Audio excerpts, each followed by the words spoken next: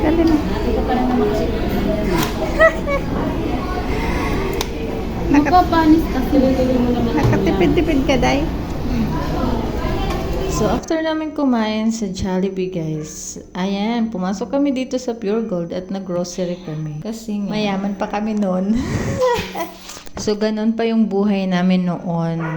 At ngayon, guys, hindi na nga ako nakakaapak ng downtown area responsibility.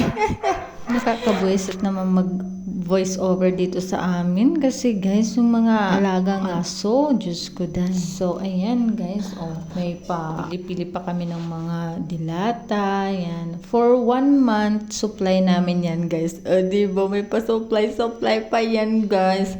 Ngayon, iba na yung supply namin na tinitik.